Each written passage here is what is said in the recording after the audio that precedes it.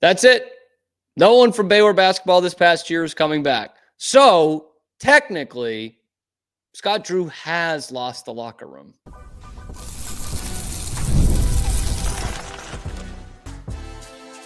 You are Locked On Baylor, your daily podcast on the Baylor Bears. Part of the Locked On Podcast Network, your team every day.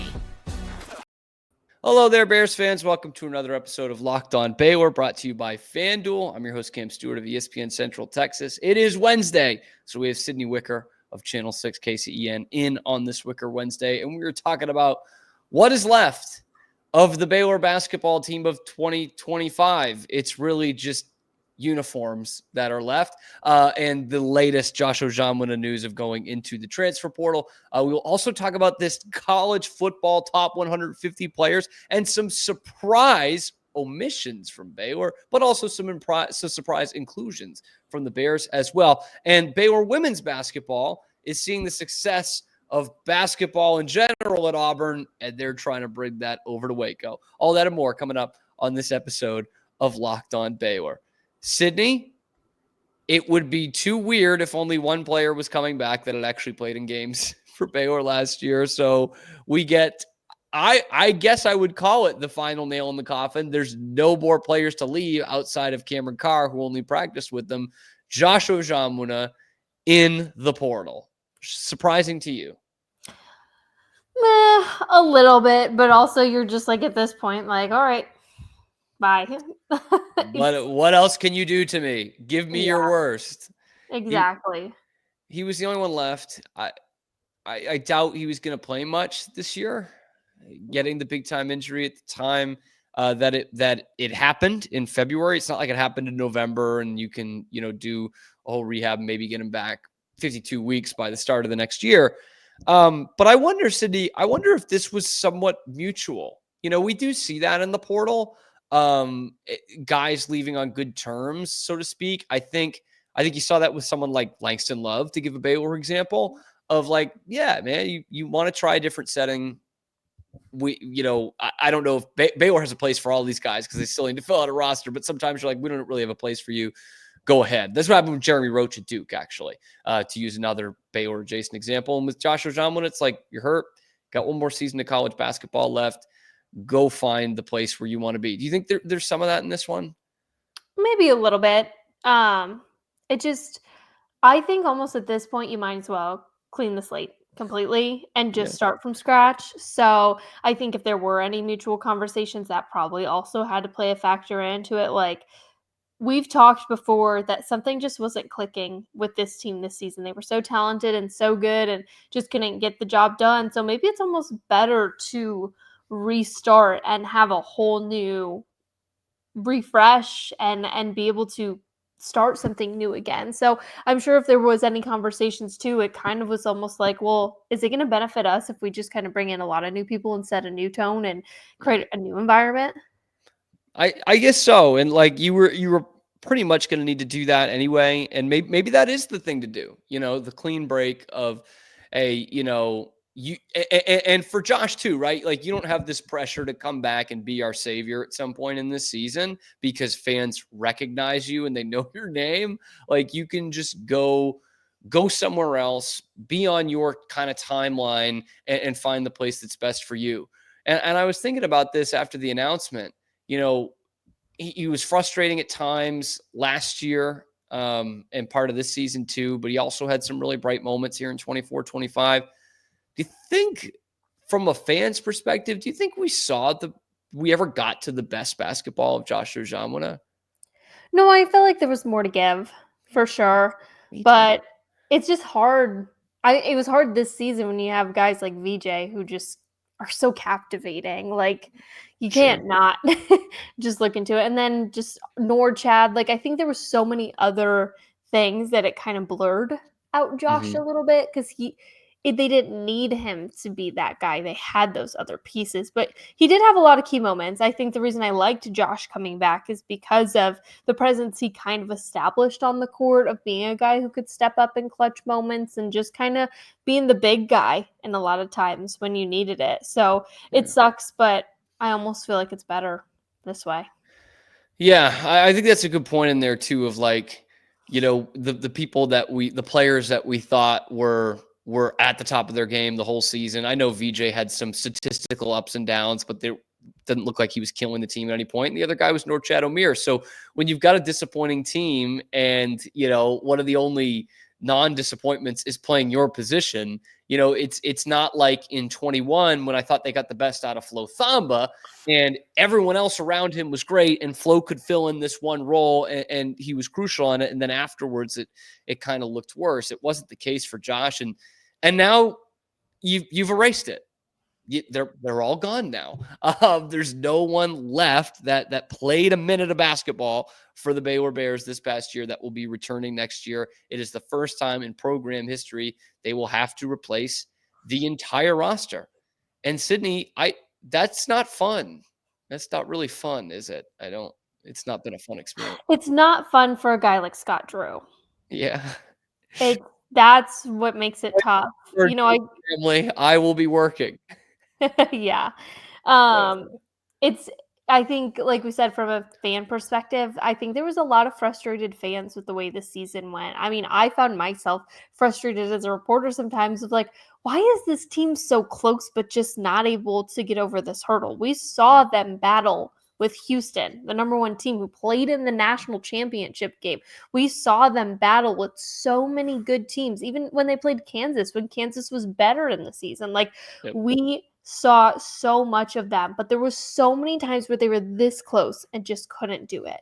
And so as a fan, I would have been frustrated at that. Like, why can't we just get over this? And like I said, just going back to the point of like, well, if we can't get over this, we might as well start over. And so for a guy like Scott Drew, it sucks because I know how he likes to build.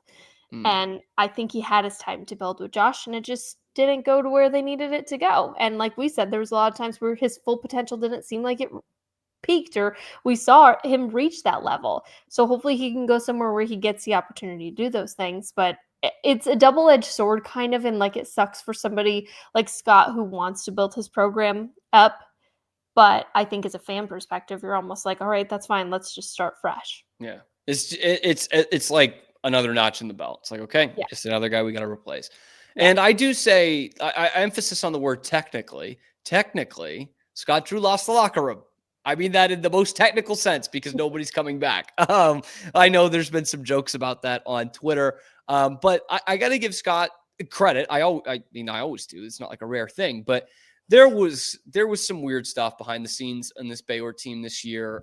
There was some drama in that locker room, and yet Scott never brought it out to the media or in a game or anything like that. And they did make the tournament. They did win a tournament game. It is disappointing for the talent they had on the roster, but I mean, we see teams that have plenty drama every year and they don't make the tournament. Kansas State had some drama the last 2 years and they haven't made the tournament in that span.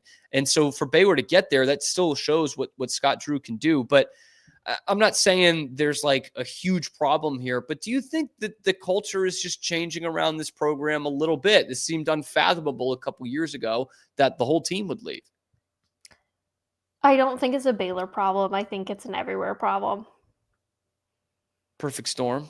Yeah, I don't think you can take it personally. Like, it sucks because you're like, no, this isn't how we want to see it, but nobody wants to see this anywhere, but yet we are seeing it everywhere. So I would love to say that, yeah, it is, and it's just a problem here. What's the answer? Let's fix it. But I don't think it's that simple.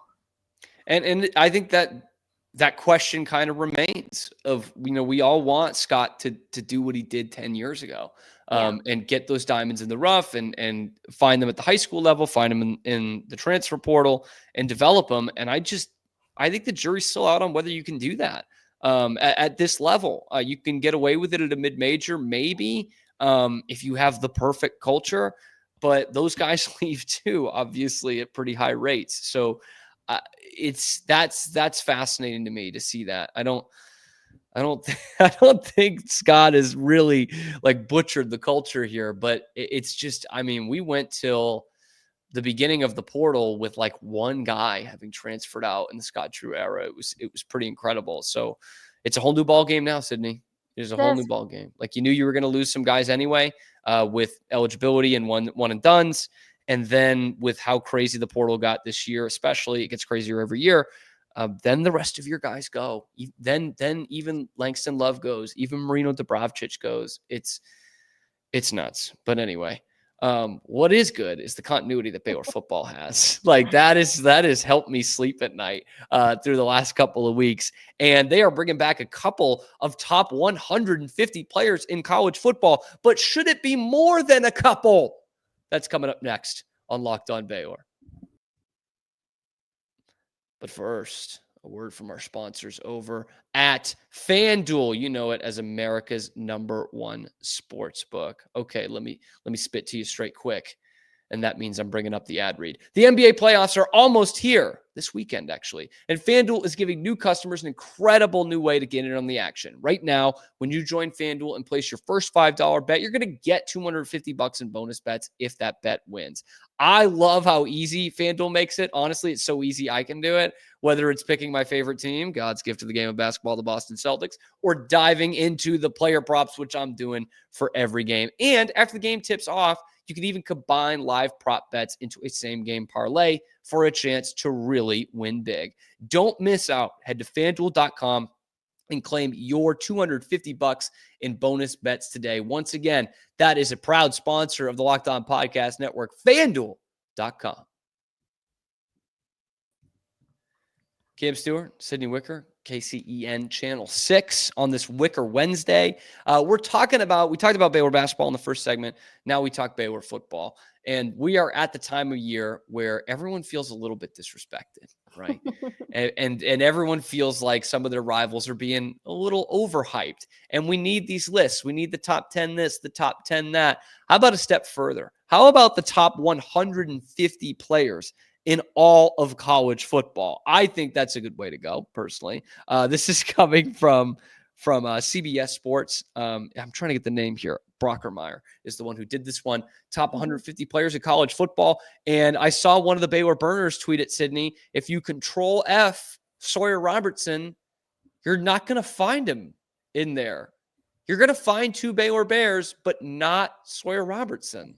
Yeah. Did they forget? Did they just forget who he was? I do that sometimes when I make lists. I just forget people. Well, I thought it was kind of funny because at first, like, when you think, like, oh, who are the Baylor players going to be in here? If you told me there was only 2, Sawyer's definitely going to be everybody's guess for at least one of them. And he's not on the list. I think, just to take it a step farther, I've been, like, trying to scroll through and see. I scrolled through it, like, 3 times now, so I should have every answer I have already answered, or every question I have answered already, but I don't. The Big 12 as a whole, not represented well on this list. Few and far between. I've only seen 2 Big 12 quarterbacks on this list out of 150. Yeah, by the way, wrong. There might be 3, but so we got Jake. 4. There's 4. You get the 2 that stood out to me. Jake Retzlaff, 99 for BYU. Fine player, Jake Retzlaff. He's not Sawyer Robertson. No disrespect to the kid. He's not Sawyer Robertson. And the other guy I've compared him to for so long, and I won't even revisit the argument too much because I've done it ad nauseum, is Sam Leavitt. I thought, their numbers were basically identical. Obviously, Leavitt's team gets into the playoff and wins the Big 12. Sawyer's does not. Sawyer has just the same and better numbers in some categories in fewer games. And I thought he was totally snubbed for all Big 12 second team. Like, Shedeur was going to be the first team. Sawyer should have been the second team. Sawyer, at best, according to this list, is the 151st best player in college football. Sam Leavitt is the 8th best player in college football, allegedly. He's a good quarterback. I'm not saying he's not. But Sydney, I mean, come on. He's top 10 and Sawyer's not top 150. What are we doing here? It's a little crazy. They're the same, like, statistically, they're the same quarterback. Like, what are we doing? I don't know. So I just hope for everybody who listens to this podcast, when Cam sent me this article, my first thought was he is going to be like losing it we're going to see the Cam craze because Sawyer's not on this list. I think it's awesome. Bryson's on the list, so to let everybody know. Let's get to the Bryson's on positive side of list. this. Yeah. Yeah, and Josh Cameron. There's 2 guys on the list for Baylor. I feel like Josh is even disrespected being at 145, right? He's like last barely 5. in there. Yeah. Yeah, so out of Baylor's 2, Bryson's like top 50, and then your next 69th, Bryson Washington, by the 69th, way. yeah. So top half.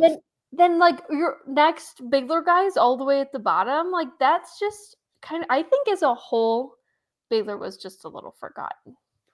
And look, I'm happy that like we talked about Bryson Washington on the show yesterday, and a guy who, I mean, I don't think gets talked about even as much as Sawyer Robertson does, and I think they're both disrespected. But Bryson Washington was a huge part of the turnaround last year, and you saw just how much they missed him in that bowl game against LSU. And to see him in the top half, I was like, okay, good. And I love seeing Josh Cameron on there. I think he deserves to be on there. As a guy I watched play every down of college football that he's played, I think he probably should be higher because I think he's still undervalued. But overall, you said it earlier, the Big 12, not a ton of representation. Tech led it with 5 guys, but we know why. I mean, like they've got a bunch of great guys out of the portal, and they love that Tech portal class. So not a lot of guys who have played football already for Tech, but Baylor in there with 2. Half the conference didn't get any in there. So I'm just like, the Sam Leavitt thing. Sam Leavitt is a good cornerback, but what are we doing? Like, and so I'm finding the disrespect at every turn for Sawyer Robertson. And what does surprise me as well is like, I know we're in it. We're in the Baylor fandom. Like, well, you're an objective journalist. I'm not. But we're in this. We're seeing it every day. We see these guys all the time. Like, we're pulling for these guys, and we see just how good that team was in the back half of the season. And I'm sitting here today thinking, like, shouldn't the nation have taken more notice of this? Like, this is a team that stunk in 23. They stunk at the beginning of this year. They were 2-4, and they turned it totally around.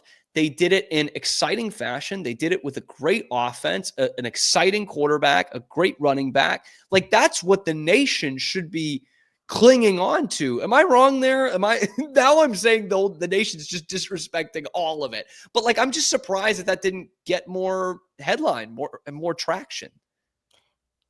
To be fair, if you want me to be totally honest, please, they're in the Big 12. Well, yeah. They're going to be overshadowed by that. Yeah. So many people are so invested in everything else that's going on right now.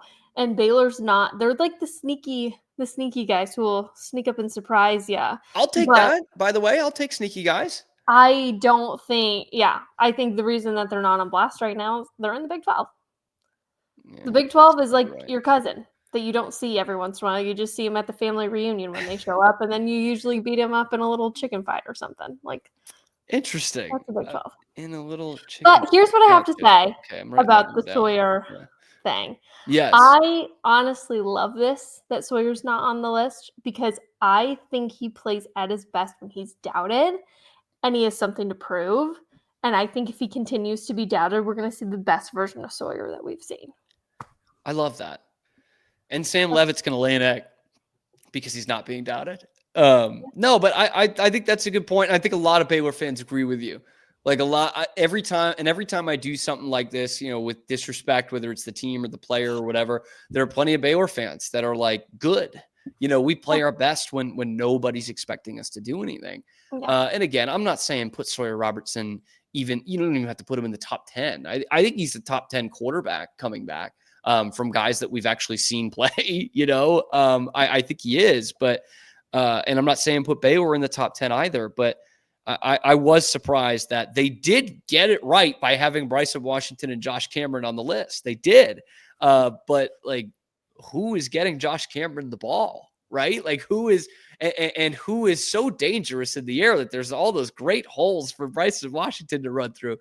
That's not to take anything away from those guys. They're super talented. I was just really surprised to not see Sawyer Robertson on a list that big. Yeah. I really thought they just forgot him. Just with all the other names, you have like all these like linebackers in different positions, safeties, and like so many different groups. And you're like, wow, really? Like nobody thought look at the numbers this kid put up. Because Sawyer had a great year. He Yeah. had a great season. He did a lot of good stuff. But And maybe part of it too is like, as Baylor fans, we've just been waiting for a while to have someone that's that dependable at quarterback. Like there was a point in the season, I remember being up at the press box and Mosley said it to me. He was like, he's going to throw 3 touchdowns today. yeah. Like that's a blessing. Like that is not something we've had in a while and not something that most college football teams have, where you're just automatic. Like, yeah, he's going to throw 3 or 4 touchdowns today. They'll score 30 points. He'll keep you in the game no matter how bad your defense plays. So that's where I see it, Sydney. But I'm probably going overboard at this point. You're going crazy without your football. I know, man. This is going to be a long, and we'll have the spring practice at some point here. The spring practice, not a spring game, God forbid. Not this week, but next week. Yeah, that's right. Because this is Easter weekend. Baylor wouldn't dare do that. And then the next week we'll have that in the surplus sale, and we'll just be all jazzed up for football. I can't wait. I truly can't wait.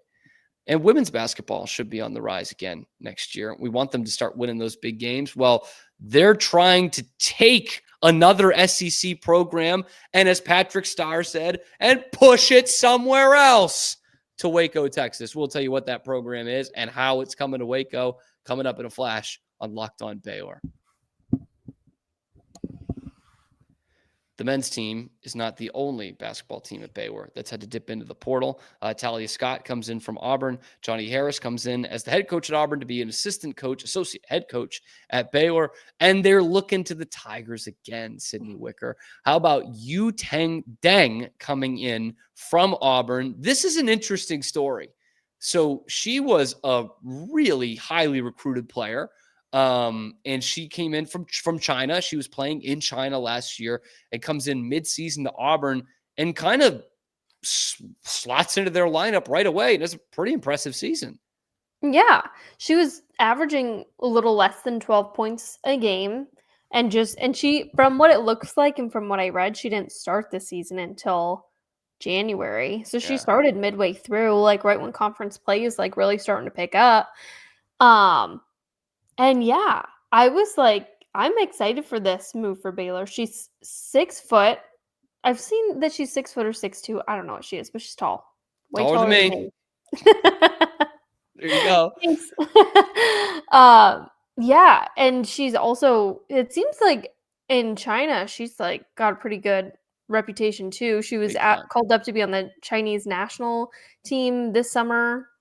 She's had 50 offers from other D1 programs. Like, she's not nobody. Sought after. Mm-hmm. Highly sought after. And for Baylor to get her out of the portal, that's 2 big time scoring guards that you've picked up from Auburn. Scott was averaging 20 points a game in 3 games last year, but averaged over 20 the year before in the SEC as well. And to put into perspective, to come in the middle of the season when things aren't really going that well for Auburn, by the way, and to average just about 12 points a game, like to just pick that up. Aaliyah Matharu came in right around the same time for Baylor as a former All-SEC player, and she only averaged under 7 points a game. So it's not easy to just come into a program and pick it up. Ask Aaliyah Matharu, ask Jason Asamoah, another sought-after player, young player, who tries to find a role in the team. It's not an easy thing to go and pick up. And Yu Tang Deng, I mean, she's like a sensation over in China. And Baylor is starting once again we talked about this at the end of the season, Sydney, high-scoring backcourts, high-scoring combo guards in the backcourt. That certainly looks like what Nikki Collin is looking for, a fast team that can fill it up from the outside. I think that could make a huge difference. A fast team with some size again. Yeah. You got to be able to, I mean, like losing Nettie, she was tall. Yeah. She's a big girl. And so you need somebody to fill that as well. So yeah, I think speed and size are definitely 2 of Nikki Collins' attacks. Gotta love it. And we also talked about how they need kind of some of that killer instinct. Mm-hmm. I think both your Auburn players have a little bit of that. Yu Tang Deng, everyone's like, this girl wants the ball in her hands big time. Yeah. And Talia Scott, the ball barely leaves her hands. And if it is, it's usually going towards the direction of the hoop. So maybe that is what they need. They need kind of that alpha at the end of games. It certainly would have helped them towards the end of the season this season. I mean, we're talking about 3 close losses out of the last, 5 games, 6 games of your season. So Yeah. Anyway, Sydney, KCEN Channel 6, you can catch her there all the time. Maybe more than she'd even Almost like to every be. day. What have you got? What have you got going on this week that our locals will want to see? Yeah, definitely starting to cover a little bit more local baseball, softball stuff as we're getting ready for the playoffs to start here. Districts and stuff have been going on, teams clinching the district title and stuff here. So lots of that stuff as far as the high school level goes. And then, of course, going out to Baylor whenever I can. So possibly some football practices and then just whatever games are at home. I think baseball's at home this week or softball, one of the two. I can't remember. I have it on my calendar. I haven't looked. I don't know. I know they're playing this weekend, but now that I don't live one in of them's Waco, at I don't home. pay attention to that as much. Yeah, one of them are at home this weekend. Anyways, I should be out there for that. Well, you can With you follow guys. her at Yeah. Sydney_Wicker, and you Yeah. will find out this week who is Yeah, at you home. will find out this And week. And if you'll you see missed the any game. of it, you can watch on the KCN 6 Plus app, which is also only one of 2 other ways that you can watch the Locked On podcast. So That is a pro right there. She's here every Wednesday giving us the lowdown. She will cover China Spring all the way to the baseball state championship once again. But that is Sydney Wicker of KCEN Channel 6. I'm Kim Stewart. Guys, check out the channel here. Find us wherever you find your podcast. Like the video, subscribe to the channel, ring that notification bell to get notified every time we're going live, and get in that comment section. How do you feel about a fresh slate for this Baylor basketball team and only having 2 players in the top 150 of college football? Let us know, and we will see you tomorrow on your favorite show, Locked On Baylor.